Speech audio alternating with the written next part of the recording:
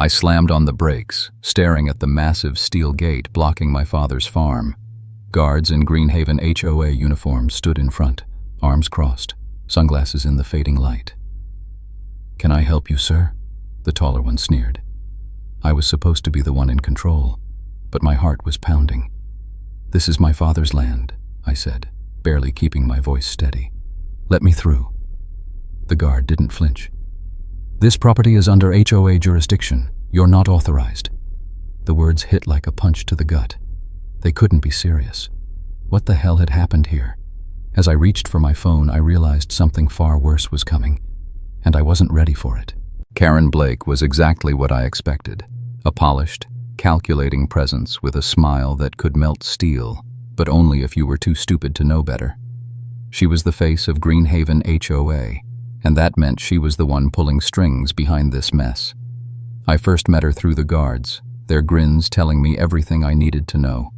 They were her people, trained to play the game her way. But I wasn't here for games. "You must be Samuel Carter," Karen said when she finally appeared, stepping out of an SUV like she owned the place. The way she said my name, with that slow, deliberate drawl, made it clear this wasn't just business. This was personal. "You're blocking me from my father's property," I said, my voice tight. "You have no right." "Oh, I have every right," she purred, her eyes gleaming with that unnerving calm. "This land is now part of Greenhaven. We've got the paperwork." I didn't need to see it to know what was coming. Fraud, corruption, and a whole lot of people ready to do whatever it took to steal what wasn't theirs. She had that look, the one that said she could make you disappear without breaking a sweat. But that's when I realized she didn't know who she was dealing with. I hadn't been back to the farm in years. It wasn't that I didn't care. It was just easier not to. I'd chosen a different life, one with shiny suits and skyscrapers instead of barns and tractors. My father, Robert Carter, had always been a man of the land, a stubborn old soul who believed in one thing: bloodline and property. I'd walked away from both, eager to escape the isolation of rural life for the crowded streets of Chicago. But as I sat in my apartment that morning, something pulled at me, a feeling I couldn't shake. I'd been dreaming about my father all night, not in a warm, nostalgic way, but in a cold, ominous way, the kind of dreams that made your skin crawl when you woke up. Then the phone rang. "Mr. Carter, this is St. Luke's General Hospital. Your father's been admitted. Critical condition. Heart attack." The nurse's voice was a practiced calm, but it didn't reach me. The words felt hollow. The last time I spoke to my father, he'd told me I wasn't his son anymore. I'd abandoned the land, he said, and hung up without another word. But now he was dying. Or maybe he already had. The man who had never once shown weakness in all my years was laying in a hospital bed, and I was the only one who could make it right. I grabbed my things and headed west, the silence of the highway stretching before me. The drive was long, but the real weight came after the first few hours, when something didn't feel right. The uneasy feeling only grew stronger when I heard about Greenhaven HOA. They'd been quietly buying land around the area, taking control without anyone noticing. I shot a message to Leo, an old friend at the FBI, to see if it had crossed his desk. By the time I hit the outskirts of Fairview, it was clear that my father's death wasn't the only thing I had to face. The land I had run from was about to drag me back in, and it wasn't going down without a fight. The first layer of unease hit me when I rolled into Fairview. The small town looked as run down as I remembered: dilapidated buildings, overgrown lawns, and the faint smell of diesel lingering in the air. But something felt different this time. A shift in the air, like everything was just a little bit off. My phone buzzed as I neared the town. Leo had texted, "Greenhaven HOA pulled permits last year. Big expansion. Too quiet. Private. Too private." I felt my stomach tighten. I'd heard the name tossed around in passing, an HOA buying up land for some kind of community development. But the more I thought about it, the more it didn't add up. My father had never mentioned anything about selling or even considering offers. He would have fought that idea to the death. I kept driving, the road to the farm stretching ahead like a cruel reminder of the years I'd spent avoiding it.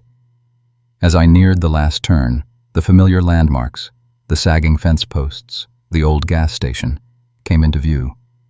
But there, just ahead, was something I didn't expect. A massive steel gate blocking the way. I slowed, my heart dropping into my stomach as I saw the logo emblazoned on it. Green Haven Residential Management. The sign was pristine, the gate an absolute eyesore in the middle of nowhere. 2 guards stood by the gate, their eyes hidden behind sunglasses even though the sun was fading. They were standing there like they had every right to be, and when I slowed to a stop, one of them stepped forward. "Can I help you, sir?" the tall one asked, his tone dripping with a sense of authority. "I'm going to the Carter farm," I said, keeping my voice steady. "This is my father's land." The guard didn't even flinch. Instead, he glanced at his partner, then back at me with a smirk. "This property is under HOA jurisdiction now. You're not on the approved list." I stared at him, then at the gate, disbelief turning to a slow burn of fury. "I'm the son of the property owner," I said, trying to remain calm. "Let me through." The guard didn't budge. He tapped his radio as though he was expecting this moment. "Yeah, about that," he said, his smirk widening. "You need authorization from Green Haven to enter. You're not on the list." I fought to keep my voice level. "I'd like to see the deed transfer," I said, "or any legal documentation showing this land is under HOA jurisdiction." He blinked, clearly caught off guard by the request. We don't carry that stuff around," he mumbled, clearly trying to brush me off. "Then what exactly are you guarding?" I asked, my frustration mounting. "Buddy, rules are rules," the guard said with a lazy smile, stepping forward and shifting his weight as if he was about to intimidate me. "You want in, you need authorization from Green Haven." The word buddy hit a nerve, and the anger in me surged. I kept my voice steady. "I'd like you to call Green Haven then. Get them to confirm the legal ownership of this property. It's my father's." The guard smirked again. "Offices are closed." "How convenient," I said through clenched teeth. I could feel the weight of this moment. They were expecting me to lose my cool, to do something rash, but I wasn't going to give them that satisfaction. I didn't need to break the gate down. Yet. Not today. I smiled coldly. "Enjoy your little gate," I said, lowering my voice. "I'll be back with something you can't block." The guard's smirk faltered, but he didn't say anything. I shifted the Tesla into reverse, keeping my eyes on him. The tension was thick, the guards standing there watching me leave, laughing like they thought they'd won.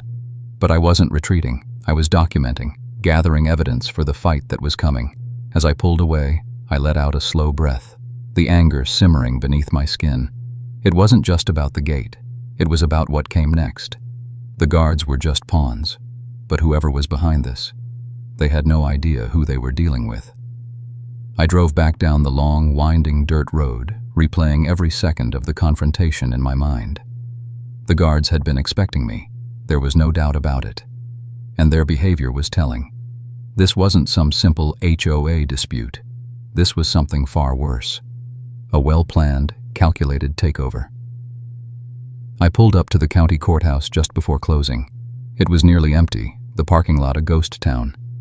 The rusty building in front of me looked like it had seen better days, and the air smelled faintly of mildew, but I wasn't here for nostalgia. I was here to find the truth. Inside, I found the recorder's office where the county clerk, Linda, still worked. Her graying hair and thick glasses hadn't changed in all these years. "Morning, Linda," I greeted her, keeping my tone light. "I need some records for the Carter property." Her eyes flicked up from her desk. "Carter property? Haven't heard that name in a while." I nodded. "Something's not right. I need the full record on the land. Any filings, transfers, anything from the last 6 months."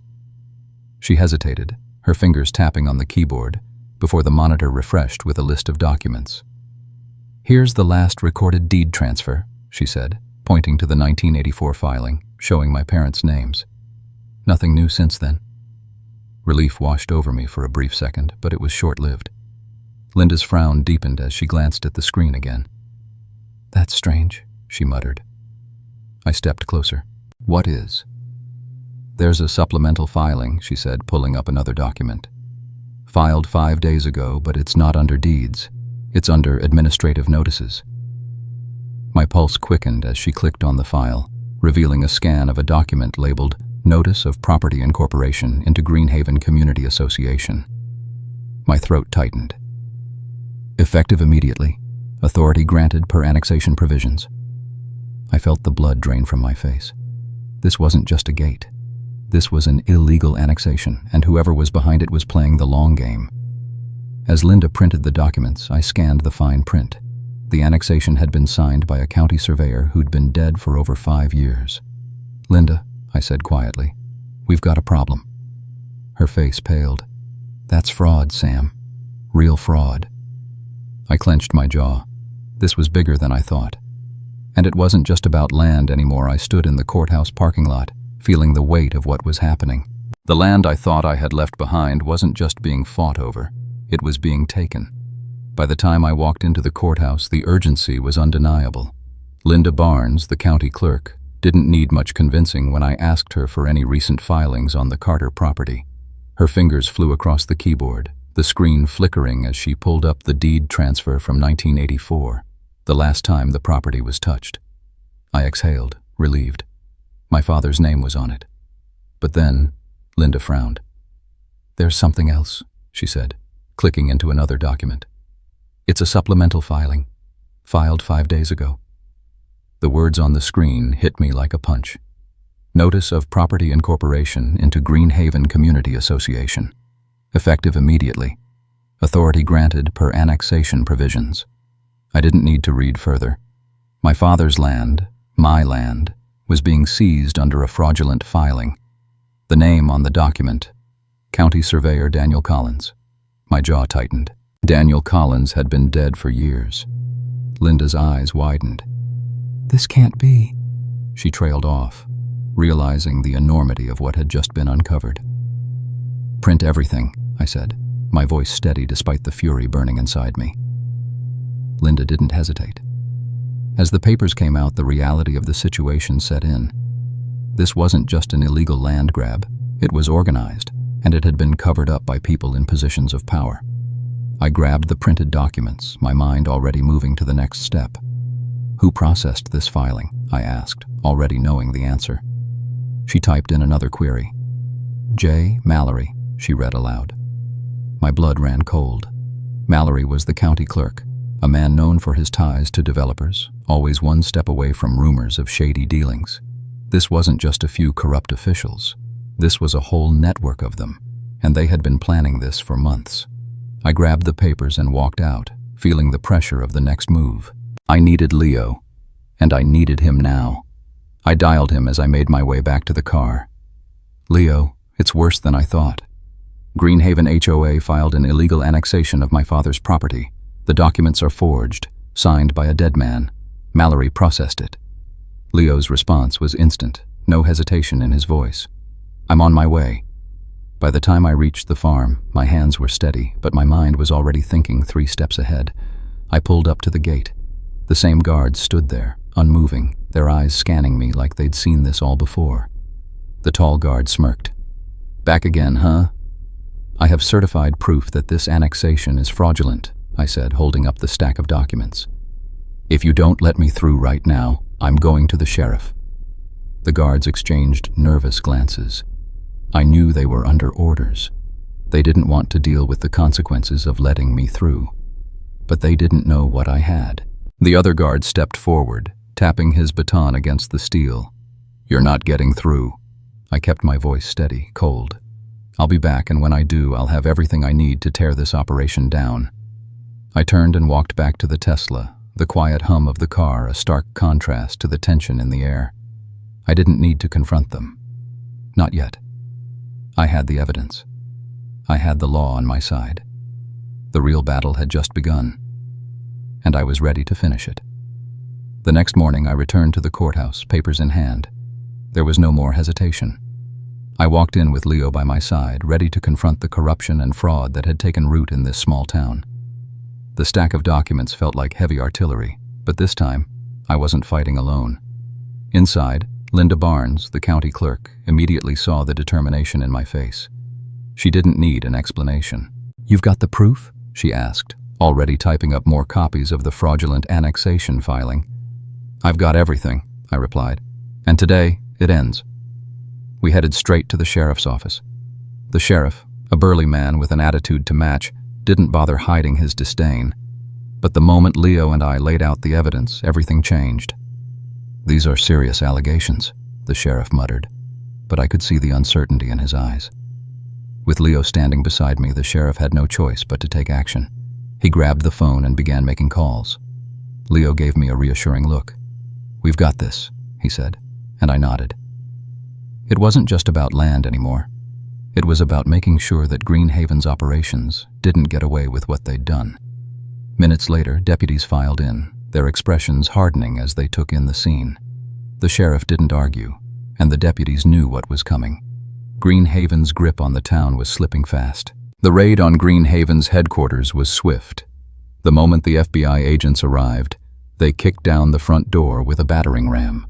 The sound of it echoed through the building, and chaos followed. Employees scrambled to hide documents, but Leo's agents were already securing the building. Karen Blake, the face of Greenhaven, wasn't at her desk, but eventually we found her in her office. She looked shocked when she saw Leo and me. Her composure was cracking, but she quickly recovered. "You really think you can do this?" she said, trying to keep her voice steady. "You don't know who you're messing with." Leo's voice was steady. "We know exactly who we're dealing with. You're under arrest for conspiracy, fraud, theft, and obstruction." Her face twisted in disbelief as the handcuffs clicked into place. "You're making a mistake," she shouted. "I'll make sure you all pay for this." I watched as she was led out of the office, seething with rage, but I felt a calm wash over me. This was justice, and it was happening. Days passed, and the media began reporting on the massive scandal. The fraudulent property annexations, the forged signatures, and the stolen land were exposed for all to see. The people behind Greenhaven were going down, and there was no way for them to hide anymore. But it wasn't just about public exposure. It was about the land. My father's land, the place I thought I'd lost. The sheriff's office had dismantled the illegal gate first thing that morning.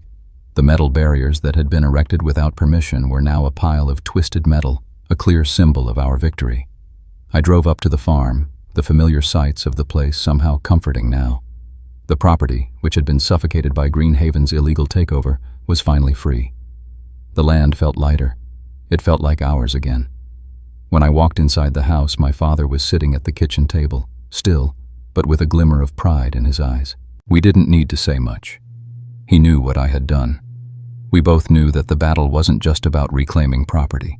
It was about fighting for what was right. "You did it," my father said, his voice rough but sincere. I nodded, my throat tight. "We did it." My phone buzzed. It was a message from Leo. "Greenhaven's done. The case is closed." The sense of relief was overwhelming, but it was brief. There was still work to do. The legal fight was over, but rebuilding everything we'd lost would take time. Weeks passed, and the headlines faded, but the impact of what we'd done remained. My father and I worked together on the farm, and though the past was always there, it no longer felt like a weight. The land, which had been stolen from us for a moment, was now truly ours again. As I stood on the porch one evening, the sun dipping behind the fields, I realized something. This fight, this victory, wasn't just about land. It was about family, legacy, and protecting what mattered most. My father and I, though we'd been through years of silence, had come back together in a way neither of us expected. And as I planted a sunflower seed in the dirt, the memory of my mother's favorite flower growing on our land, I knew that no matter what came next, we would protect this place. Together, the land remembered. And now, so would everyone else.